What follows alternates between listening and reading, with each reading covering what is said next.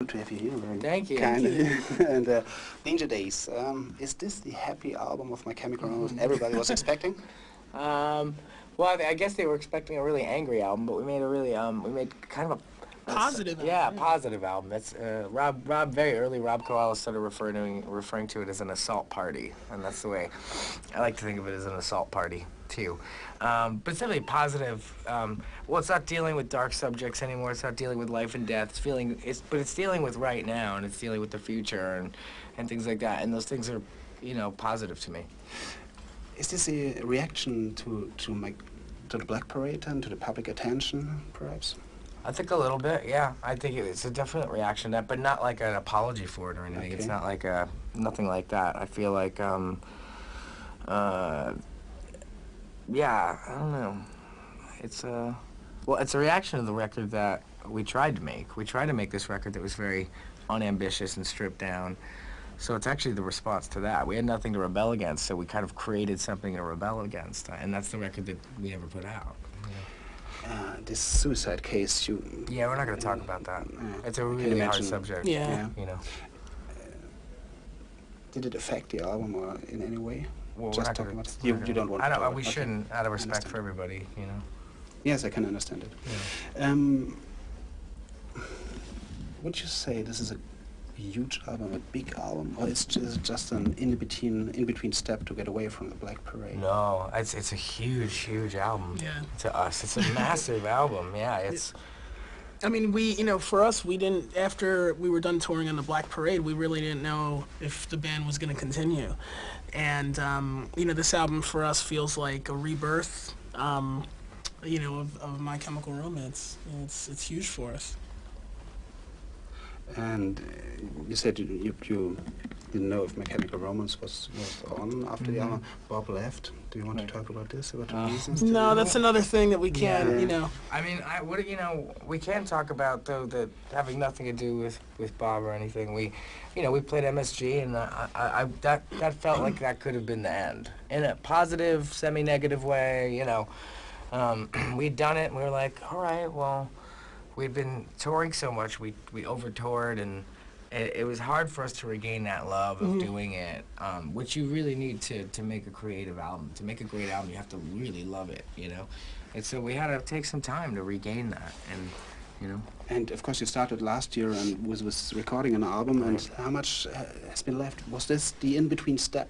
How much of these songs have? I think there's maybe four tracks. I definitely, the way we started looking at it is instead of like two separate albums, almost like one longer process. That we had to go through, whether we knew it or not, to get to the really good stuff and to get to the really honest and true stuff, which is the album that we're putting out. I think there's 4 tracks, and we ended up reworking some of them to kind of fit the new mold and the new sound.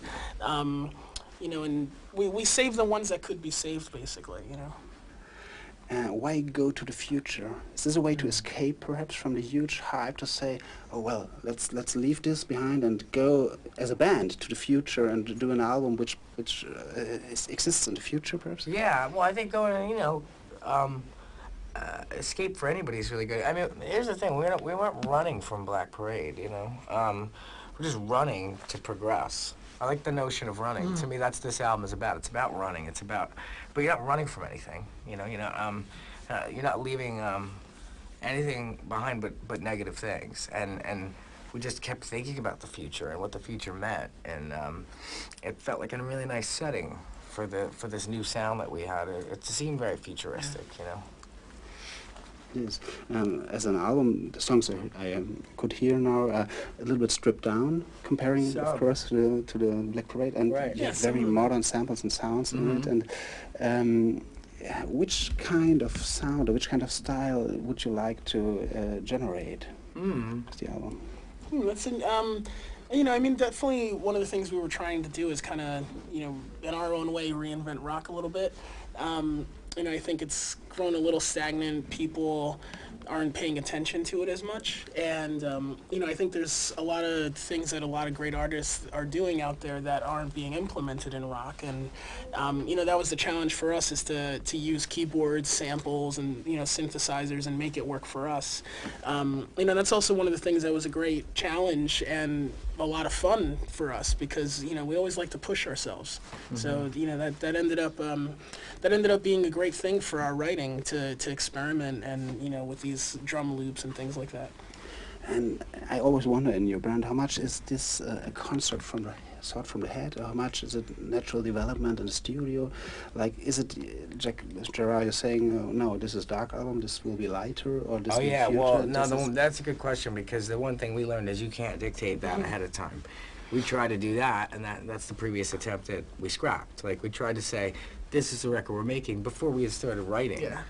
You know, it's weird, you kind of can't do that. You need to always just be a response to what your life is at the time, and what your relationship with everybody is. What you have to make what you really want to hear, not what you think you need, you know? And so, so everything's just dictated by the sounds that were created, you know, and then the music we made. That dictated everything, you know? So it was nice to not say, oh, we're gonna do this, we're gonna make like an electro rock record. We didn't say that, it just started to happen. It, yeah. How deep is the connection between your hairstyle There's a huge, to your actual music? There's a huge connection to it. I mean, because to me, it's like I've come, well, color is the first thing. I mean, that's a big thing. And then I've come full circle as a human being, like with all of us. And I feel like the band that got in the van together with these guys. I feel like that person. I feel like that same guy. I think we all rediscovered that. We got back to that feeling. And for me, like, my hair color was like this most of my life, throughout middle school, high school, and then art school. And then when we started the band, everything was black. And I dyed my hair black and everything. And I really just I just felt like the guy that from before starting the band, back when we were just friends. Yeah. That's the cool thing too, you know, I think for us, this album is, you know, more connected, you know, just in the spirit of it, to the early days too, like Revenge, you know, our second record, and even the Bullets record, yeah, our Basement record. Yeah. Yeah, it's great. Yeah. And after the Black Parade is dead, how do you do it live? Will you integrate songs, single song, or won't you play them at all? Yeah. No, we have been, and it's been fun. They've taken on this new energy, because the new record has this energy, so the old stuff has it as well. You know, and it's fun to do. Them? Not much. Well, stuff like some of the stuff from Three Cheers for Sweet Revenge we've kind of reapproached, and not so much Black Parade, but I think we will. You know, yeah, the more we play them, you know, there's definitely you know, really great things that we could add and kind of reimagine. I mean, one of the songs, Cancer, is kind of different every night. Yeah, you it's know? different every night. And our keyboard player's coming up with different pads and things, so that's a lot of fun for us. It keeps us interested, and I think it keeps it new for people who come to see us. You know, you never really get the same thing twice. Of course.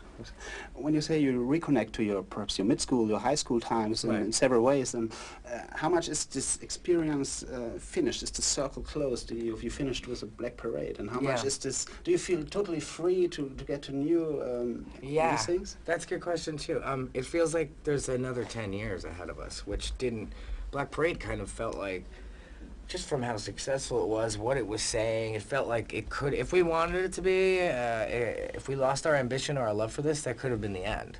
It's like you could track it, you have a Basement band, then they get a bigger record, then they make this crazy record, and that could have been it. That really could have been it. And this time, when it felt like coming full circle, to me, basically means, oh wait, I could do this for another 10 years and enjoy it. Like, because now, it's like the world has only seen us as these other people. Now the world gets to see My Chemical Romance as who we really are, and that's exciting, or who we were like 15, 20 years ago. It's pretty awesome.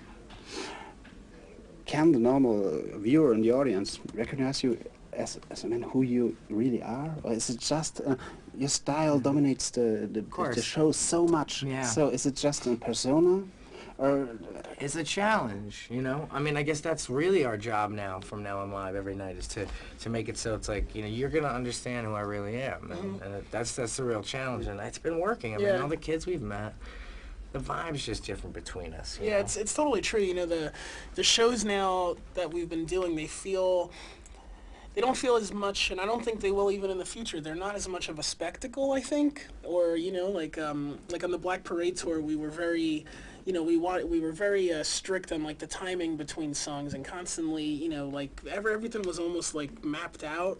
The way the shows are now, it feels a lot more personal. The way I kind of equate it to is almost like a VH1 Storytellers or something, where you're just, it's just fans coming to watch their favorite artist play their music. There's no tension, there's no, I don't know, there's just a way more relaxed energy, and I think it works out for us. And when you're looking back to the Black Parade, is it like seeing, oh, I impersonated something there, or I exaggerated parts of my character, or would you say it was totally me at this time? Black Parade, well, I think any great record a band makes is really them at the time, but I definitely felt like Black Parade was like, all the misery and anger turned up to 12 or something, it was definitely an exaggerated persona for all of us, and now even when we would play live as the Black Parade, we're a bit meaner, a bit more combative with the audience, things like that.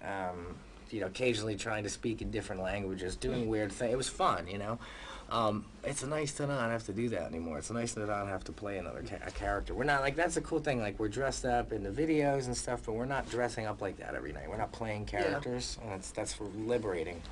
Would you say that was you playing with the emo hype, or was it the emo hype dominating you, dominating the band, and getting away with the band, perhaps?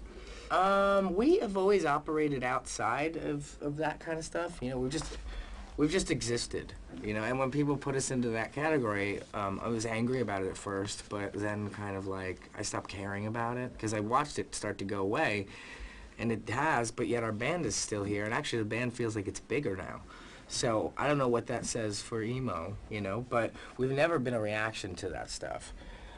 If anything, right now, maybe the color is a reaction not only to emo, but the way that vampires and gothic imagery and black clothing and all that stuff and looking like a ghost, that thing has been such a mainstream thing in the media now, and it's really gross, and it's just everywhere, and it's like people are using it to sell sex to kids, and it's a horrible thing. So I think it's less a reaction like emo. The color is more of a reaction to this blackness, this dark energy that they're actually just basically selling lollipops of, to people. It's like candy now. Yes, of course. And how much do you love the huge audiences? Very much. Yeah, you can't lie about that. Yeah. Yeah, I mean, it's, it feels great. We're playing smaller shows here, on this run, and that feels amazing, and we can't wait to take these songs into bigger venues and and arenas. It's just a real special thing. I think our band is really lucky because no matter what the size of the venue, we still feel connected to them, to the audience, and I think they feel connected to us. Usually you only get that in small clubs, but I think we have a special thing with the kids that come out to see us. Perhaps one last question. Sure. Because musically, I was thinking like when you say the Black Parade was perhaps something. In the end, Meatloaf had started was doing these theatrical things like Bad Out of Hell, and perhaps now this thing going in the future and being in the desert, of course, it's a 70s project too, I would say. Oh, absolutely. Well, it is. What does like, this decade mean to you? I don't know. I mean, we were born in it, so that's... I born guess on the music, too. Yeah, born on the music. As children, we were responding to everything that was made in the 70s, so all the science fiction films, like Star Wars, Logan's Run, all this stuff was being made in the 70s, we were seeing as little children. And then musically, we were hearing stuff like Meatloaf and Queen and Bowie. So I guess it's just a reaction to that whole era. I think it's cool that My Chemical Romance is a reaction, I guess, to our childhoods. We're a total product of our childhoods, and it never stops. It's funny because we found another thing from our childhood we like, which is science fiction. So, So thank you. Thank you.